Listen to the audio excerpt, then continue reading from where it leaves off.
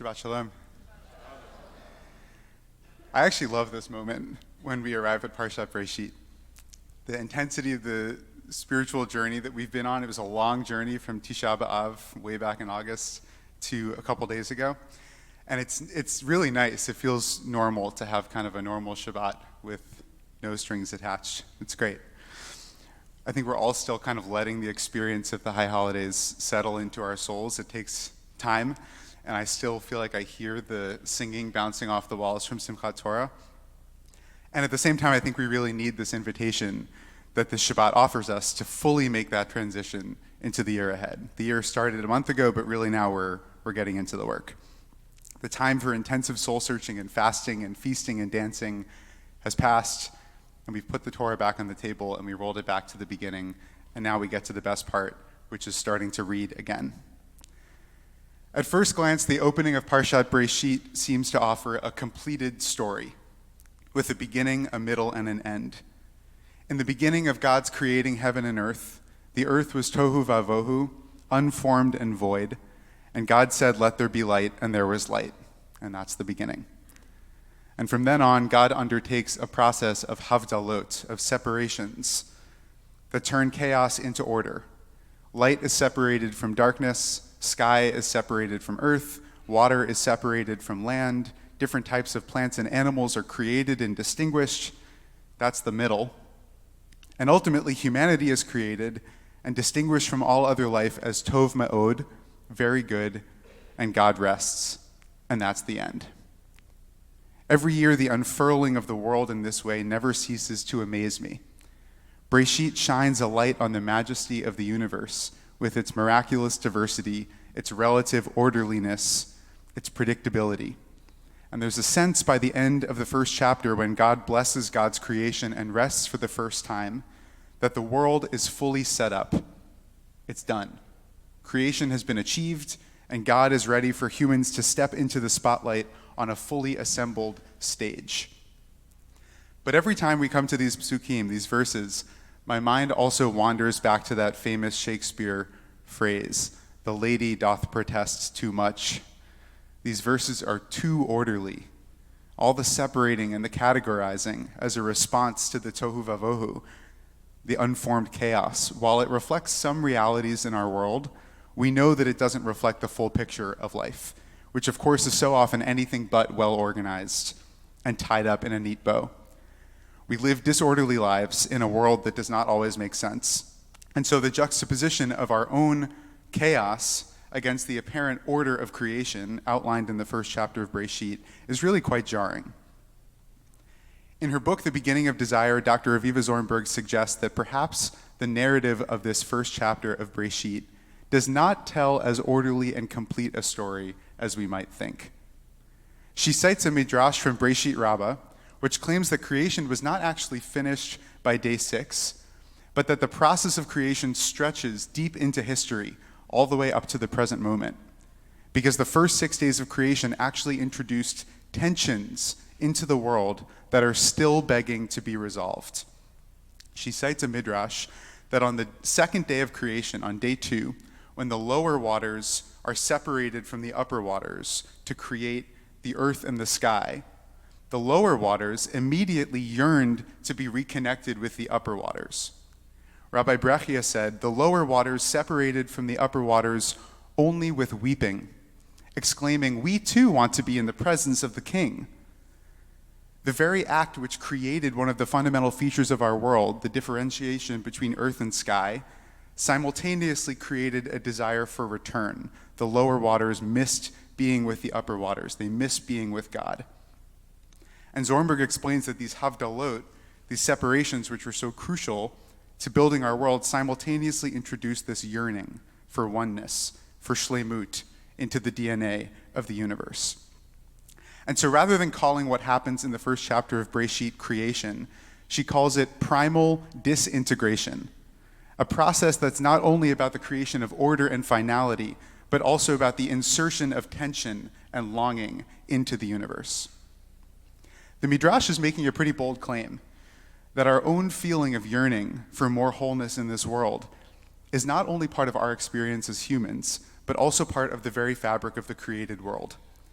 The entire created world yearns along with us to return to wholeness, to not have to exist in the disjointed and ionized reality in which we live. When I first came across this midrash, I found it kind of painful to come to the conclusion that we may in fact be living in a world that was in need of repair from the outset. It feels like such a radical and unnatural claim for the midrash to make.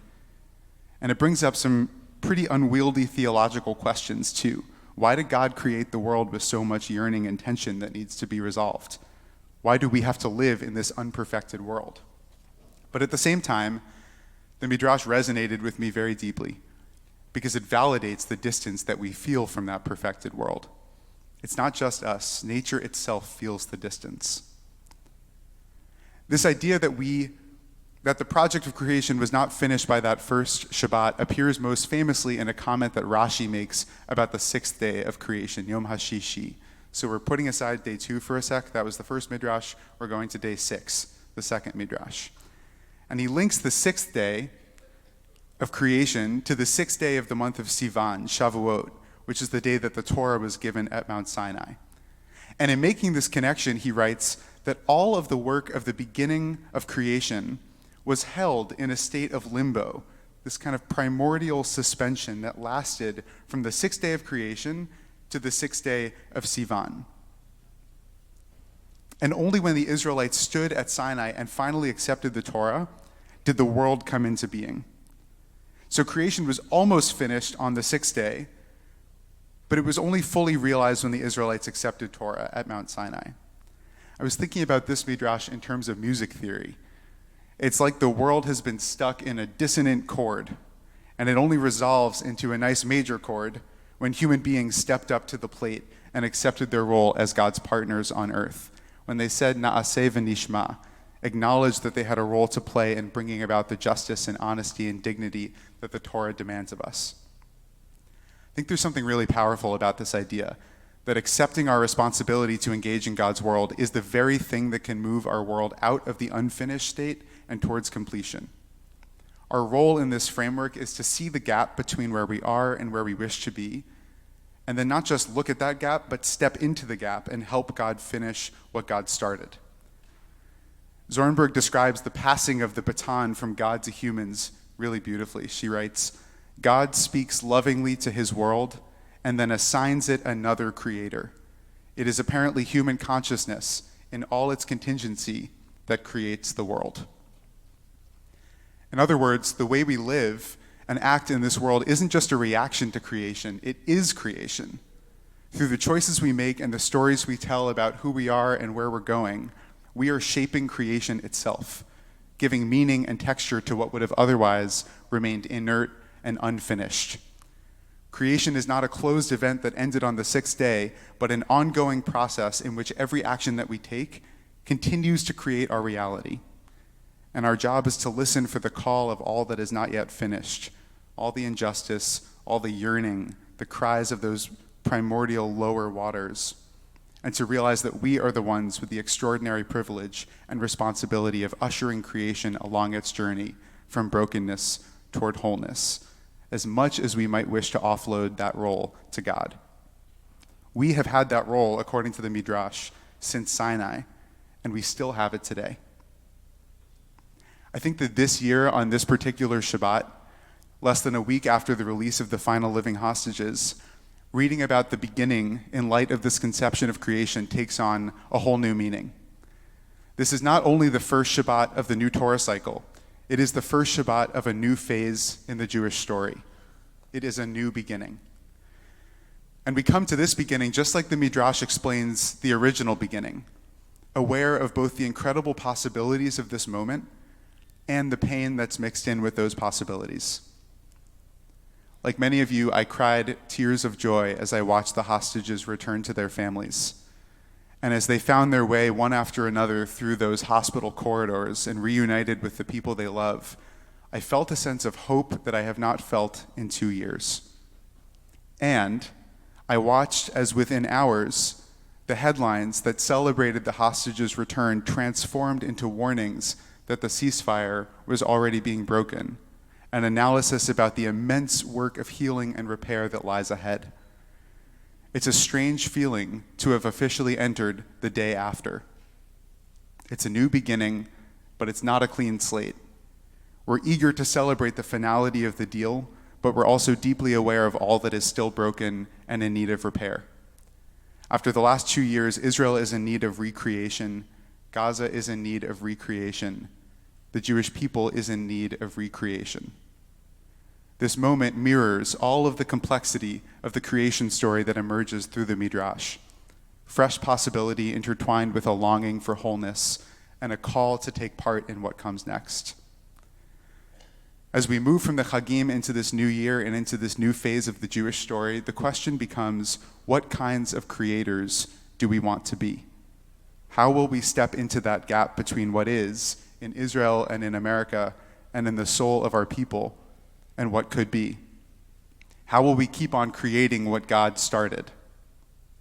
Will we be passive observers in this next chapter, or will we, with courage and vision, pick up the tools of creation that have been placed in our hands and begin to build a more just society, a more compassionate people, a world that better reflects the divine image? Dr. Zornberg concludes her commentary on the first week of the creation story with this comment about our role as co-creators in the world. This is what she says. Bereshit describes not the clarities of origin and cause, but the potentialities of purpose. There is no foundation. The beginning of the pathway merely glimmers. In the future, at some time in some place, a human being may create the world. God now authors the work that will go in search of authors. Actively or passively, we are all those authors in the way that we respond to this moment and every moment in the year ahead. May this Shabbat Bereshit, the Shabbat of beginnings, inspire us to respond to the unfinished work all around us, not with resignation and overwhelm, but with an appreciation of our role and responsibility as co-creators with the divine. And may we, through the lives that we lead in the coming year, help bring creation one step closer to the wholeness that it has been yearning for since the very beginning. Shabbat Shalom.